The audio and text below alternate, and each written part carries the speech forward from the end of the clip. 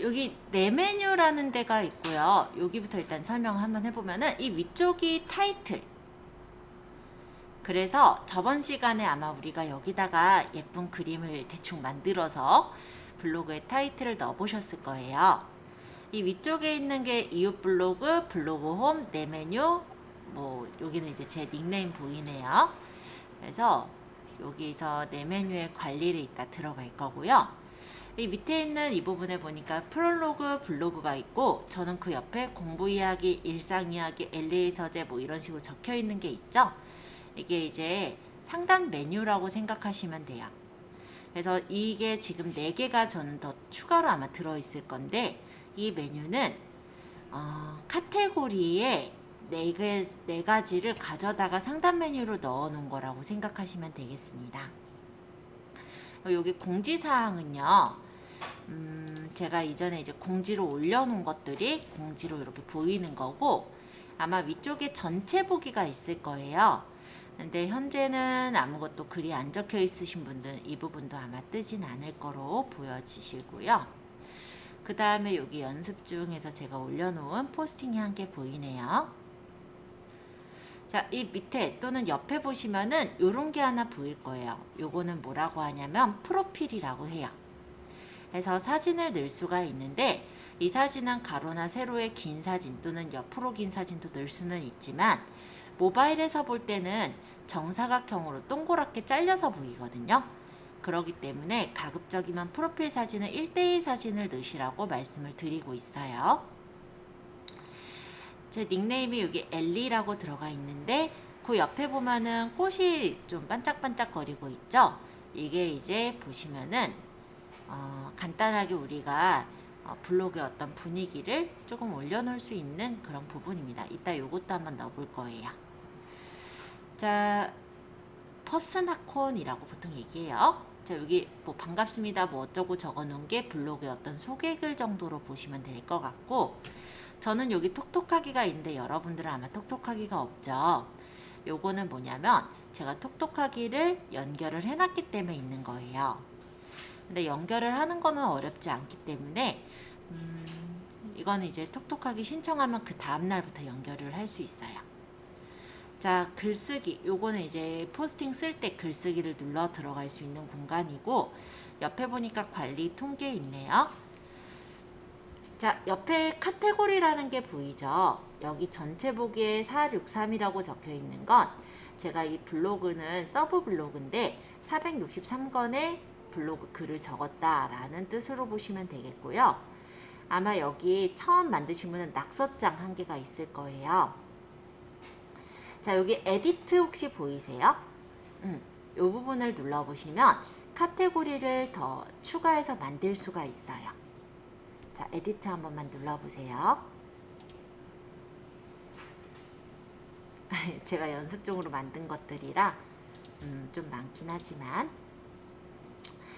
없다라고 생각하셔도 돼요. 어쨌든 여기 블로그라는 어떤 메뉴로 왔을 텐데요. 카테고리 관리 설정에 카테고리 추가가 보일 겁니다. 카테고리 추가를 누르면 카테고리가 생기는 거예요. 아마 기본 이름은 게시판으로 이렇게 생겼을 건데요. 여기다가 내가 예를 들어서 조만간 우리가 일상 올릴 거니까 그냥 일상이라고 적어볼게요. 이렇게 해서 엔터 치면은 일상이라는 카테고리가 만들어져요. 카테고리는 구분이라 생각하시면 돼요. 예를 들어 내가 리뷰에 대한 걸 많이 올리겠다. 그럼 리뷰 카테고리를 만들면 되는 거고, 만약에 내가 뭐 부동산 물건을 올리겠다라고 한다면 각각의 어떤 지역별 아니면 물건별로 올리실 대로 카테고리를 만들어서 올리시면 되는 거예요. 그래서 일종의 우리 컴퓨터로 치면 파일과 폴더가 있잖아요.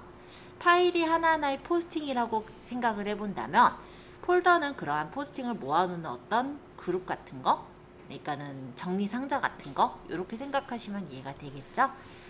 카테고리는 나중에 추가를 하실 수도 있고 삭제를 할 수도 있고 상관이 없기 때문에요. 그냥 지금은 간단하게 한번 일상이라는 카테고리 하나 만들어 보시고, 카테고리를 선택을 하신 상태로 카테고리 추가를 하면 하위 카테고리가 만들어집니다.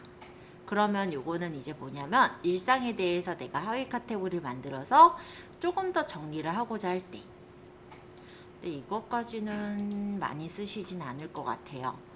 그래서 만약에 내가 똑같은 수준의 카테고리를 만들고 싶다라고 한다면 위쪽에 카테고리 전체 보기 요걸 눌러놓은 채 카테고리 추가를 하면 똑같은 수준의 카테고리가 만들어져요. 자, 얘는 비공개 카테고리 하나만 만들게요. 비공개 게시판 저는 이렇게 적었는데 나중에 우리가 위젯 제작하는 것도 할 거거든요. 저는 이 비공개 게시판을 위젯 게시판으로 쓸 거예요. 그래서 여러분들이 혹시 이름을 그럼 나는 위젯 게시판으로 넣을래 라고 하시는 분은 그렇게 적으셔도 돼요.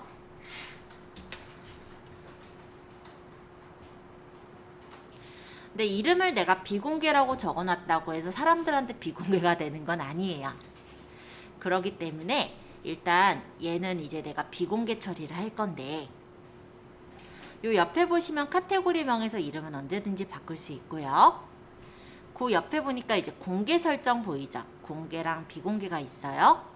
공개는 뭐냐면 누구나 내 블로그에 방문한 사람들한테는 이 카테고리가 보이게 하겠다라는 거고요. 비공개의 경우는 나로 로그인했을 때만 이 카테고리가 보이게 하겠다라는 뜻이에요. 주제 분류도 해주시는 게 사실 좋아요. 근데 큰 영향은 없기 때문에 만약에 선택할 게 마땅치 않다면 어쩔 수 없죠. 그죠? 지금은 여기선 선택하지 않는 게 맞을 것 같고요. 지금은. 자, 글보기의 블로그형과 앨범형은 조금 이따가 차이점 알려드릴 거니까 요거는 일단 그냥 둘게요. 자, 카테고리 목록 보기 쭉 보이고 여기서 확인 누르겠습니다. 카테고리는 일상만 제가 만들었는데 여러분들이 추가해서 만들어 주시면 좋을 것 같아요. 하지만 카테고리를 처음에 너무 의욕을 앞선 나머지 여러 가지 카테고리를 만들어 놓게 되면은 하나씩 채우기도 사실 힘들거든요. 약간 뭐 적당하게 한 5개 정도? 지금 제가 만든 정도도 충분할 것 같긴 해서 간단하게 카테고리를 만들어 두시면 좋을 것 같고요. 나중에 이제 더 추가해야 될 때 언제든지 추가는 가능하니까 그렇게 운영하시면 될 것 같아요. 자, 지금 제가 이 블로그형과 앨범형의 차이점을 이제 보여드릴게요. 자, 블로그형은 이런 것들이 블로그형이에요. 지금 일반적으로 그냥 카테고리 추가를 눌러서 생긴 요게 바로 그냥 블로그형이라고 하는 거고, 앨범형이라는 건 요런 게 앨범형이라고 합니다. 모양이 약간 다르죠? 두 가지가 어떤 차이가 있는지도 지금 알려드려 볼게요. 일단 저는 확인하고 나갈게요. 내 블로그라는 위쪽에 메뉴를 눌러주시면 다시 블로그 처음 창으로 나올 거예요. 일단 제가 카테고리 부분이 보이게 좀 밑으로 내려왔고요. 여기서 맛집 이야기나 공부 이야기 이런 앨범형 카테고리를 제가 눌러서 보여드려 볼게요. 근데 이 앨범형 카테고리에도 어떤 건 보니까 괄호하고 76 적혀 있고 어떤 거는 안 적혀 있죠? 이것도 우리 카테고리에서 글 개수를 표시할 거냐 말 거냐 이 체크를 한 거의 차이라고 보시면 돼요. 체크를 했다면 얘가 보이는 거고 체크 안 했으면 안 보이는 거고. 맛집 이야기 제가 체크를 풀어 볼게요. 그러고 내 블로그 가서 다시 아까 보여드려 보면은 이제 여기 안 보이죠? 몇 개다라는 거. 그러니까 카테고리가 보여서 좋을 때가 있어요. 카테고리에 글 적은 개수가 언제냐면은 내가 글을 많이 적었을 때. 근데 포스팅이 많지 않을 땐 여기에 예를 들어 맛집 이야기 하나 적혀 있다 막 이렇게 보이면 배기 싫잖아요. 그러면 이렇게 가리시면 되는 거예요. 자, 어쨌든 맛집 이야기라고 일단 되어 있는 또는 일상 이야기로 되어 있는 메뉴를 한번 눌러서 들어가 볼게요. 요런 게 이제 앨범형 카테고리예요. 앨범형으로 된 거. 보시면 포스팅들이 다 이렇게 네모네모나게 반듯하게 잘린 포스팅들이 들어와 있죠.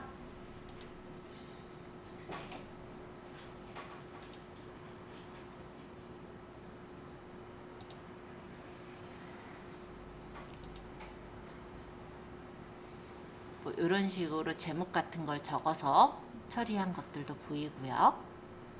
물론 대표 디자인을 좀 이쁘게 디자인해서 세팅한다면 배치도 더 이쁘게 들어가요. 이건 그냥 제가 마음대로 넣은 거라서. 자, 앨범형 카테고리는 이런 식으로 나와요. 그래서 내가 보고 싶은 카테고리의 내용을 눌러서 보면은 그 내용을 볼 수가 있게 되어 있죠. 그러면 제가 아까 일상 이야기를 눌렀었으니까 에디트에 가서 일상 이야기라는 걸 블로그형으로 바꿔서 보여드릴게요.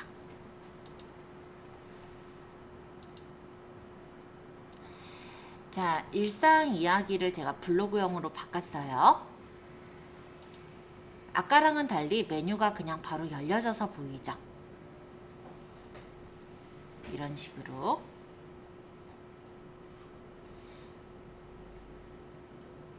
이런 게 블로그형이에요.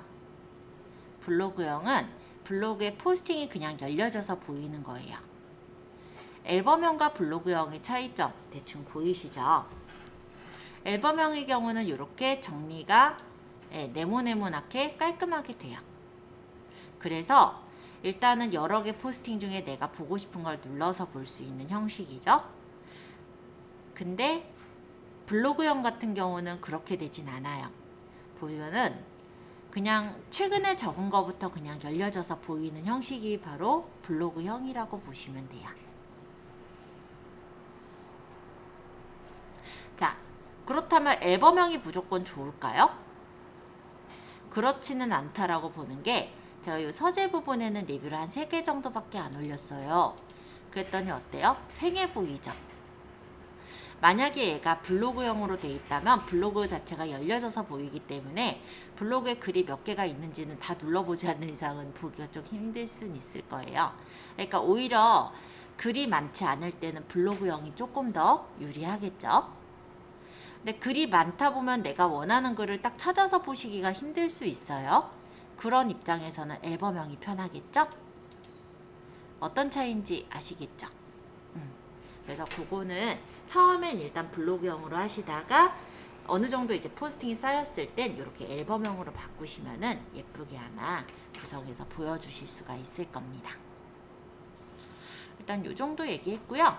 이제 관리 메뉴로 가서 조금 더 제가 추가해서 설명을 드릴게요. 자, 내 메뉴의 관리를 누르셔도 되고, 아니면 프로필 창 옆에 글쓰기 옆에 관리 있어요. 여길 누르셔도 돼요. 자, 기본 설정서부터 오늘은 관리 메뉴에 대한 설정들만 좀 설명을 드릴 거예요. 그래서 어려운 내용은 없습니다. 오히려 블로그를 지금 하고 있으신 분들의 입장에선 쉬우실 거예요. 그냥 쉬어가는 시간이다 생각하시고 가볍게만 들어주세요. 자, 일단 블로그 정보의 블로그 주소예요. 이 주소는 기본적으로 blog.naver.com/alice1727 이렇게 적혀 있죠. 자, 요게 제 아이디예요. 그쵸? 그래서 블로그 주소는 기본적으로 blog.naver.com 뒤에 슬러시하고 내 아이디가 뒤에 붙는 형식으로 돼 있어요. 바꿀 수가 없어요. 그래서 만약에 내가 좀 더 마케팅을 해서 블로그를 만들고 싶다 하시는 분들의 경우는 아예 그냥 아이디를 새로 만들어서 블로그를 하셔도 돼요. 근데 사람들이 굳이 이 주소를 쳐가지고 들어가는 사람이 많지는 않겠죠? 그렇게 생각했을 때는 그냥 운영을 하셔도 되기는 할 거예요. 그러니까 그건 이제 개인 취향 차이이자 마케팅을 내가 좀 더 할지 말지에 대한 차이라고 보시면 될 것 같고 큰 영향력은 없더라. 이 정도로 생각하시면 돼요. 그러니까 브랜딩을 좀 더 하고 싶으면 넣는 거고, 예를 들어서 제가 한일 컴퓨터 학원에 블로그를 만들어요. 그러면 앨리스1717 이렇게 들어가 있으면 뭔가 없어 보이겠죠. 그쵸? 그럼 만약에 여기가 한일컴 이렇게 돼 있으면 어때요? 그래도 좀 체계적이어 보이죠. 그런 정도의 차이다 라고 보시면 될 것 같고, 블로그명이라는 거는 지금 엘리의 일상 리뷰라고 제가 적었는데요. 언제든지 사실 바꿀 수는 있어요. 근데 아무래도 제목이 되는 부분이니까 뭐 자주자주 바꾼다기보다는 설정해 놓은 대로 그냥 거의 쓰시는 게 좋지 않을까 이런 생각을 합니다. 대신 이 블로그명을 설정하실 때는 블로그의 성격을 알 수 있을 내용으로 올려주시면 좋을 것 같아요. 그러니까 저 같은 경우는 요 서브 블로그는 리뷰 같은 거 그냥 올리는 그냥 막 블로그로 운영을 하고 있어요. 그렇기 때문에 그냥 일상 리뷰라고 이렇게 적었거든요. 예를 들어 내가 뷰티에 대해서 올린다면은 뷰티를 조금 알아볼 수 있게 그렇게 글을 올려주시면 좋겠죠. 뭐 패션, 뭐 뷰티, 뭐 이런 식으로. 자, 별명은 그냥 간단한 별명이라고 생각하시면 될 것 같고, 소개글, 아까 프로필창 밑에 보였던 게 소개글이죠? 여기도 언제든지 바꿀 수는 있어요. 그래서 적으실 때 블로그의 성격을 좀 알 수 있게끔 소개글을 적어주시면 될 것 같습니다. 자, 내 블로그 주제 여기서 선택할 수 있게 되어 있습니다. 그래서 내 블로그 적는 것에 대한 주제를 여기서 알 수 있게 적어주시면 돼요. 만약에 내가 제품 리뷰를 더 많이 올릴 거다 그러면 상품 리뷰 쪽으로 해놓으면 되는 거고, 예를 들어서 내가 맛집을 많이 올 거다 그럼 맛집으로 해놓으면 되는 거고요. 주제 선택하기가 조금 힘들면 비슷한 주제로 선택을 하셔도 돼요. 그냥 이거는 프로필 영역에 노출이 돼서 내 블로그가 어떤 쪽에 조금 더 주력한 블로그구나를 알려주는 그런 부분이다 생각하시면 될 것 같습니다.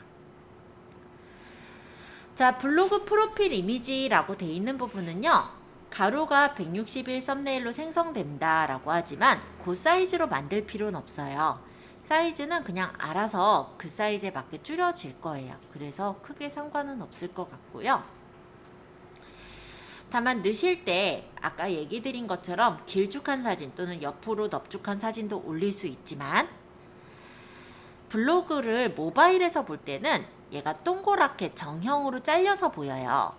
그렇기 때문에 가급적이면 정사각형의 이미지를 넣는 게 좋지 않을까 생각을 합니다. 자, 모바일 앱 커버 이미지는 PC 버전에선 보이지 않으실 텐데요.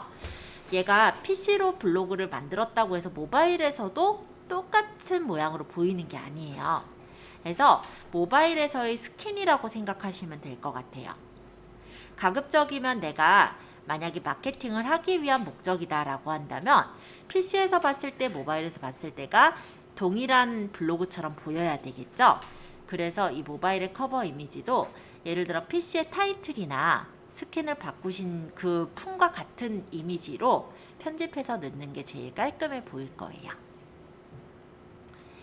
자, 사업자 확인 요거는 뭐냐면 블로그를 상거래 목적으로 운영하는 경우가 있어요.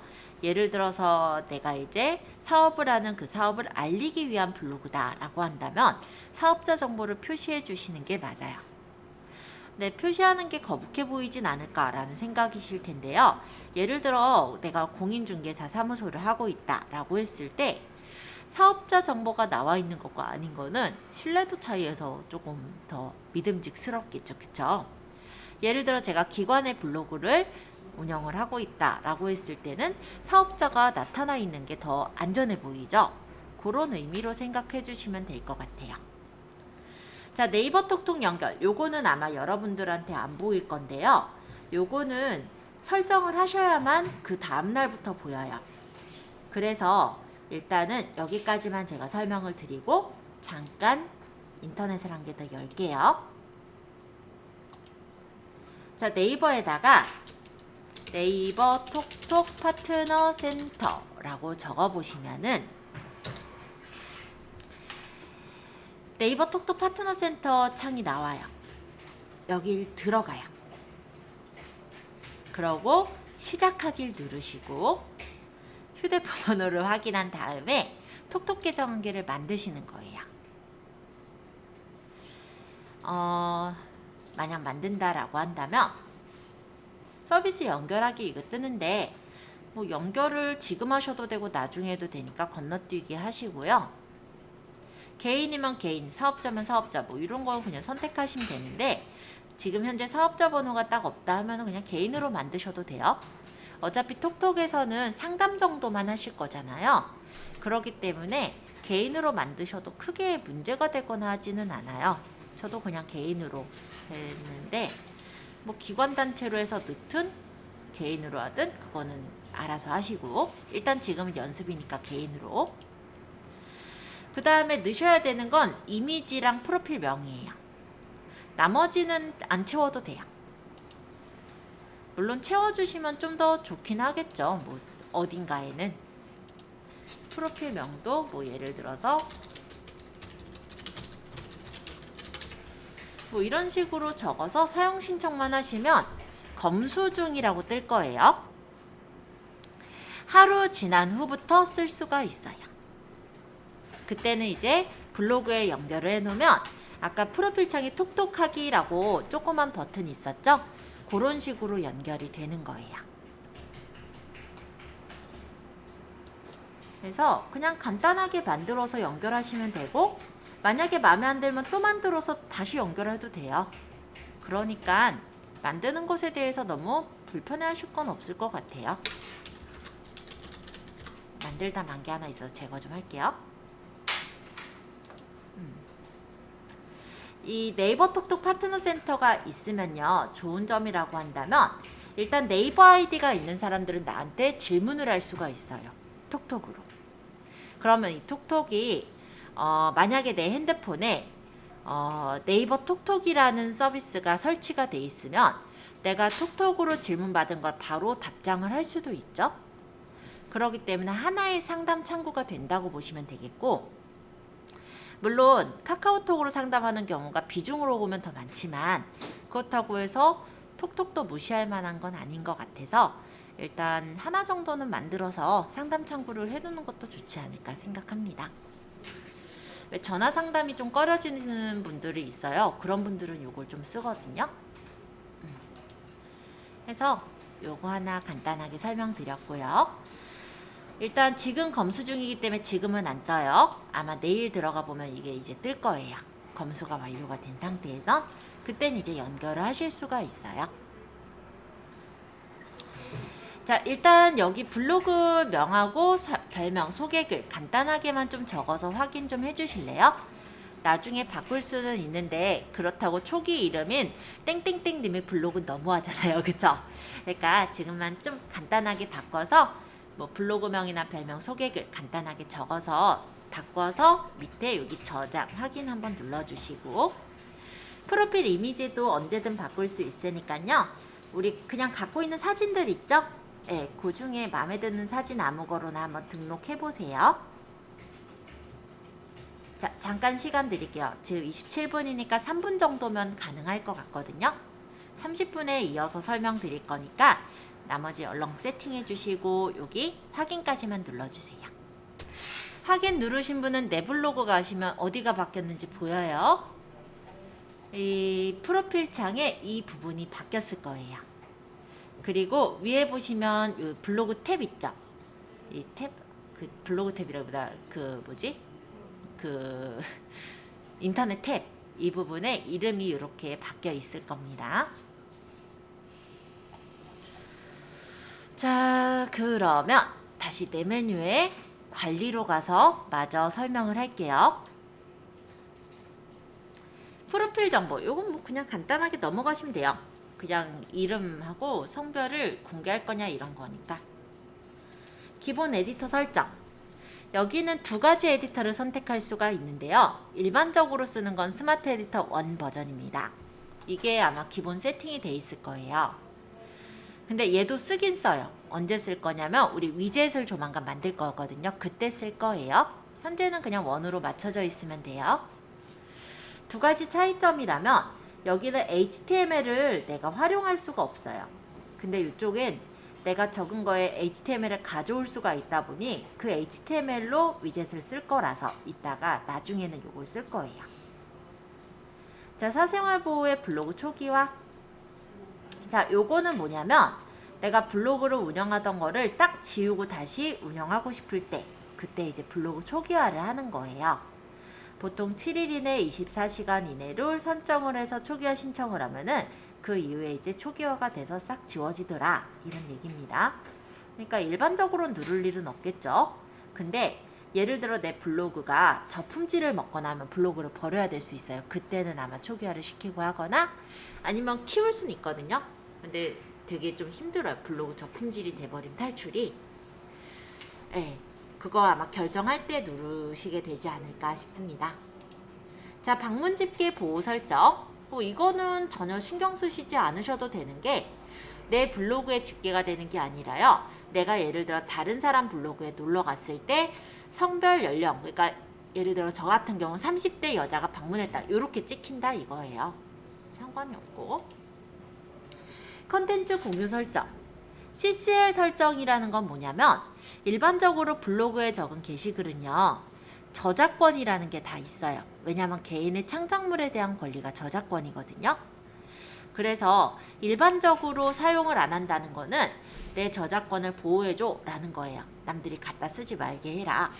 근데 뭐 이런다고 뭐 안 갖다 쓰는 건 아니다 보니 그냥 갖다가 써도 되게끔 하겠다라고 한다면 CCL 사용인데, 그럴 때 이제 영리 목적으로 사용하게 할 거냐 안 할 거냐 이런 걸 고를 때 이런 모양들이 이제 붙어요. 그러니까 저작물에 대한 조건을 설정하는 게 CCL이다 정도로 생각하시면 되겠고, 일반적으로는 보통 사용 안 하시는 경우가 많죠. 자동 출처 사용 설정. 요거는 어떤 거냐면 내 본문글을 누가 복사해서 붙여 넣었을 때 11자 이상 복사해서 붙여 넣는 경우 내 글의 출처 정보가 자동으로 남게끔 하겠다라는 거예요. 근데 안 할 거면 사용 안 하고. 근데 사용해놓나 안 하나 어쨌든 가져간 사람이 지우면 끝이라. 그죠? 자, 마우스 오른쪽 버튼 사용 금지. 보통은 사용으로 세팅이 돼 있어요. 이 경우는 제가 한번 볼게요.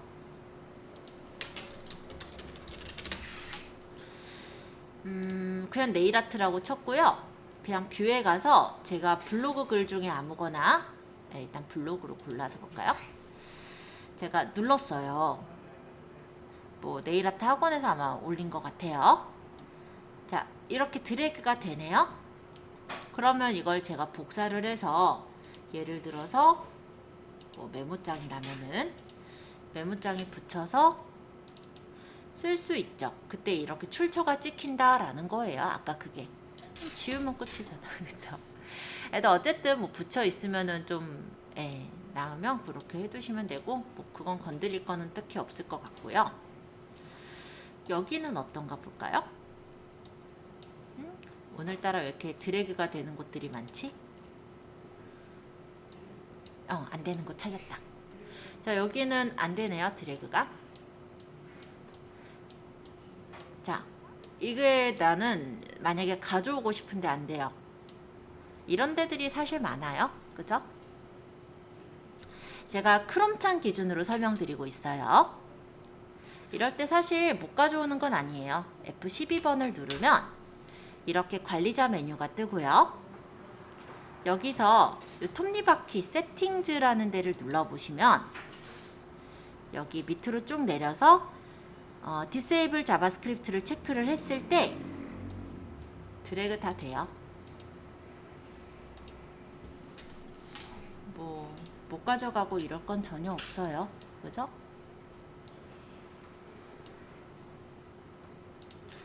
근데 물론 원본글을 중시하는 네이버 입장상 우리가 이거를 다 갖다 쓰면 안 되죠. 그죠?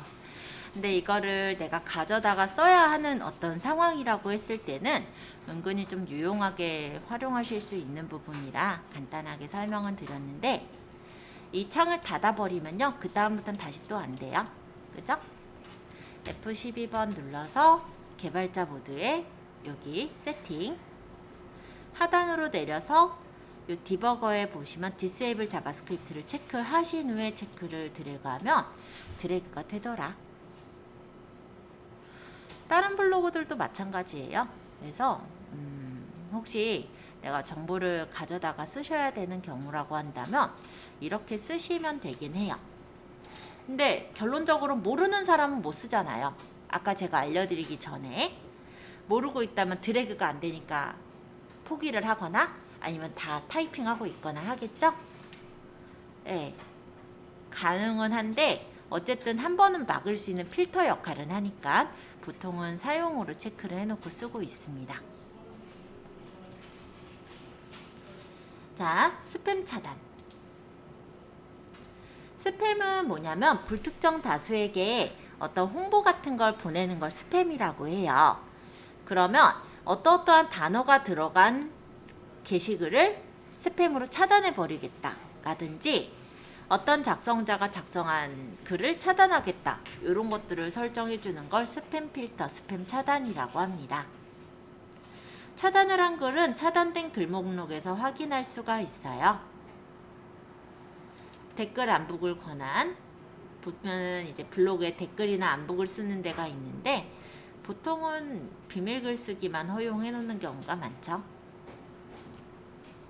자, 이웃 그룹 관리. 요건 이제 내 이웃들을 보는 곳이에요. 나중에 이제 블로그를 제대로 운영을 하시다 보면은 내가 그냥 생으로 블로그를 키우기가 힘들어요. 그러다 보면 이제 이웃도 서로 신청하고 이웃과 소통도 하시게 되거든요. 그리고 이웃이라는 게 제가 C랭크 알고리즘에서도 블로그 액티비티 점수를 높이는 부분이라고 했었죠. 그렇기 때문에 이웃과 활동하고 교류하시는 게 되게 많이 도움은 되실 겁니다. 그래서 나중에 이제 이웃 모으는 방법도 간단하게 설명을 드리겠지만 어쨌든 이웃들이 최근에 글을 잘 적고 있는지 아니면 이 이웃은 요즘에 최근에 글을 안 적고 있고 되게 오래된 이웃인지를 체크를 해서 활동 안 하는 이웃은 만약에 자를 수도 있어요. 근데 저는 이거를 자르기가 애매한 게 학생들도 있고 해서 자, 나를 추가한 이웃. 이건 이제 서로 이웃을 신청한 사람들이 이렇게 뜨는 거예요. 그러면은 나를 추가한 이웃들을 만약에 이웃으로 추가하거나 서로 이웃으로 신청을 할 수가 있더라. 이런 거고요. 서로 이웃 맺기에서는 내가 이제 서로 이웃 받은 사람들의 어떤 부탁을 이제 수락을 하거나 거절할 수가 있는 메뉴다. 정도로 보시면 되겠습니다. 자, 공지사항. 여긴 이제 블로그에 어떤 공지가 뜨는 데예요. 그래서 뭐 번역하기가 뭐 종료가 됐다든지 각각의 어떤 블로그의 안내사항들이 뜨는 공지사항이란 메뉴가 있고요. 블로그 이용 팁이라는 곳은 실제 이제 블로그 네이버 블로그의 공식 그 블로그인데요. 여기에서 보시면 뭐 글쓰기 팁이라든지 이런 내용들이 있어서 내가 참고해서 보실 거면 이런 거를 확인해 보셔도 되긴 하겠죠. 자, 일단 요 메뉴까지는 얘기했고 이제 꾸미기 설정으로 가서 볼게요. 자, 스킨 선택에는 블로그에서 기본적으로 제공해주는 스킨들이 있어요. 그래서 이런 스킨들 중에 마음에 드는 스킨이 있다면 누르시거나 아니면 내가 스킨을 직접 깔아서 넣을 수가 있습니다. 내가 만든 스킨은 내 스킨 관리에서 확인할 수도 있고요. 만약에 내가 예쁜 스킨이 딱히 안 보인다면 아이템 팩토리 바로가기를 눌러보시면 여러가지 사람들이 만든 스킨을 공유하는 데가 있어요. 그래서 마음에 드는 스킨이 있다면 이런 걸 눌러서 적용을 하실 수도 있죠.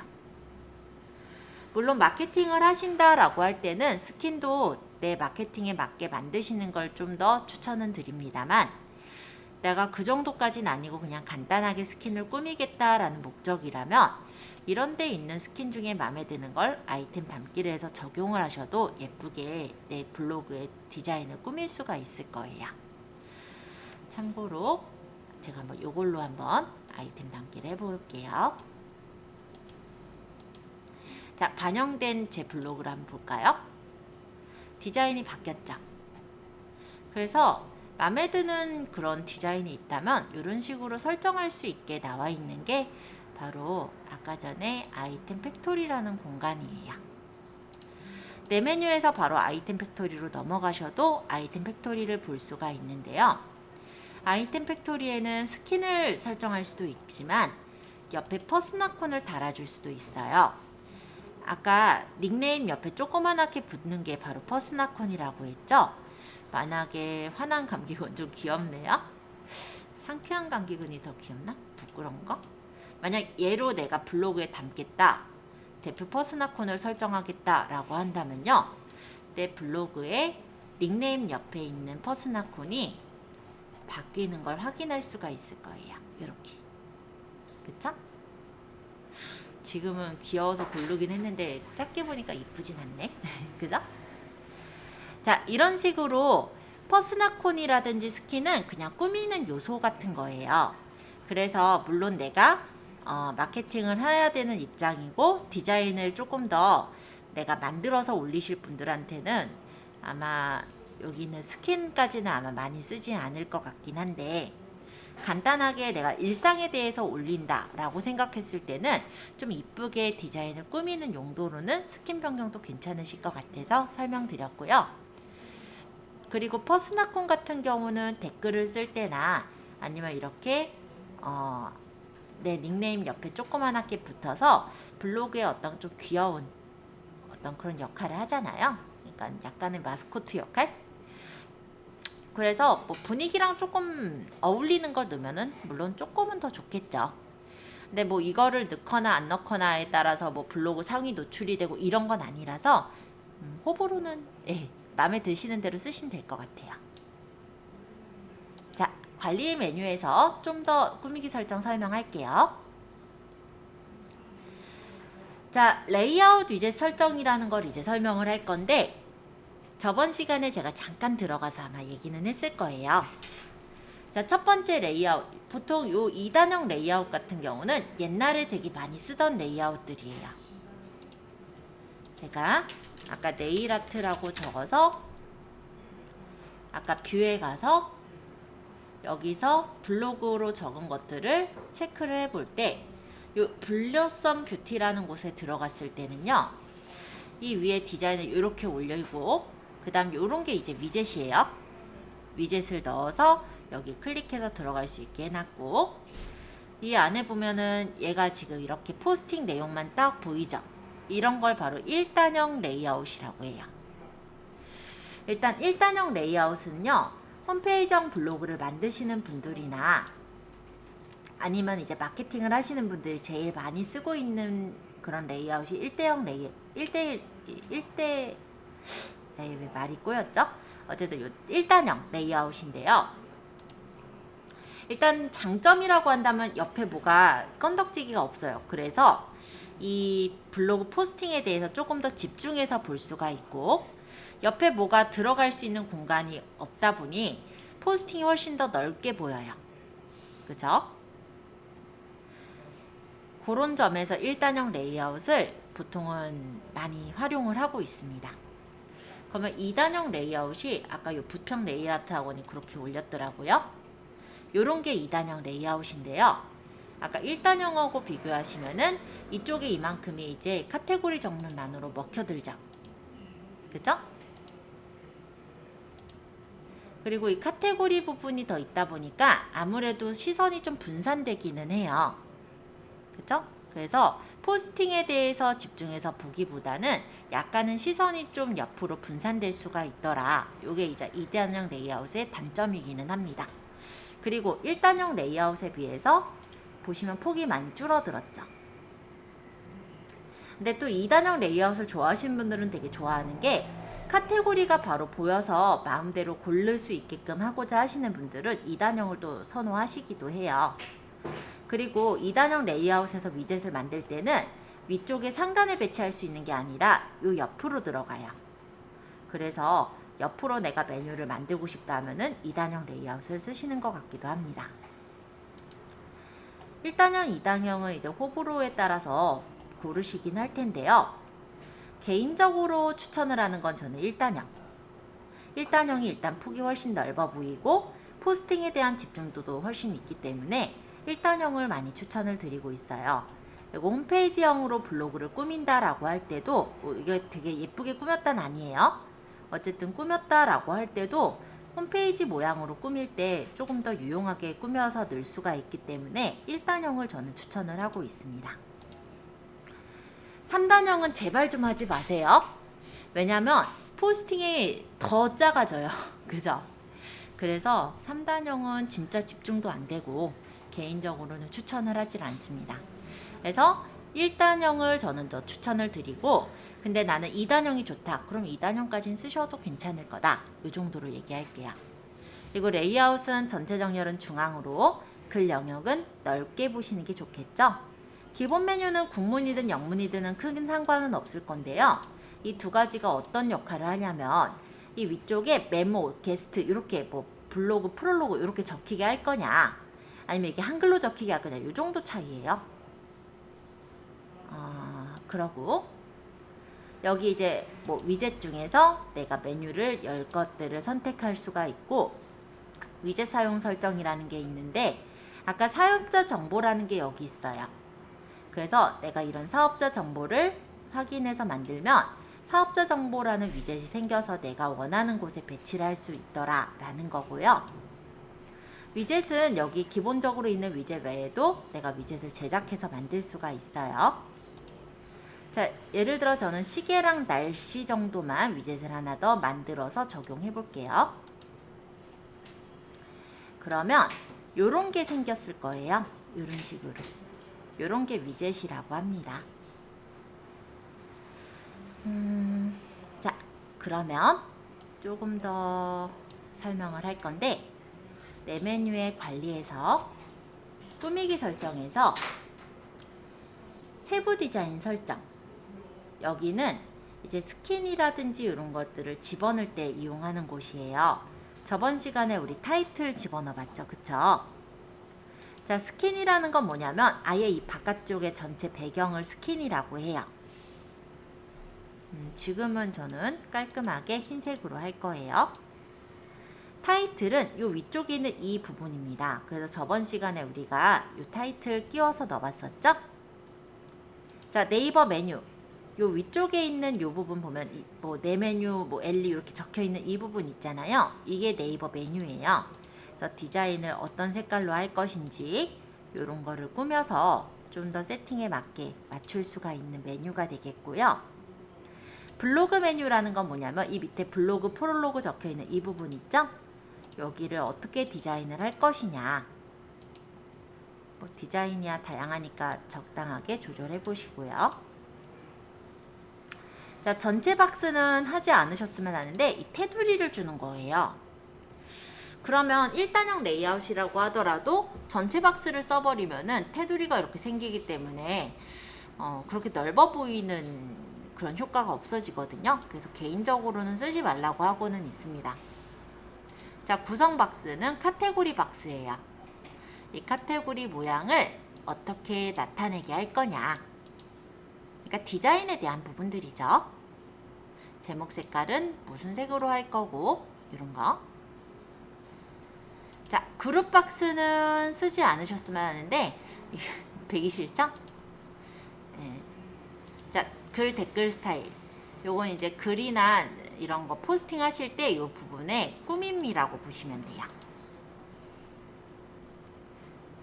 그래서 여기 보시면은 폰트랑 댓글 스타일이 있는데 댓글을 달 때 기본적으로는 퍼스나콘이 달리게 할 수 있지만 퍼스나콘 말고 나는 내 프로필 사진이 달리게 하겠다.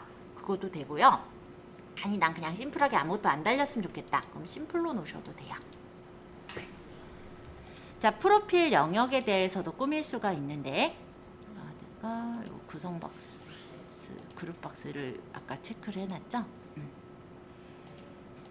프로필 영역의 모양 또한 내가 디자인해서 마음에 드는 모양으로 이렇게 넣을 수가 있어요. RSS 블로그 로고를 넣을 수가 있고요.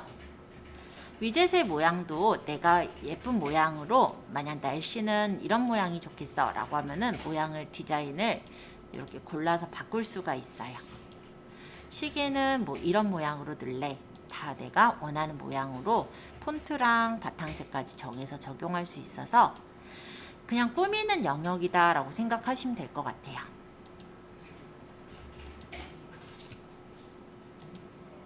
자, 레이아웃 위젯 설정까지 얘기를 했는데요.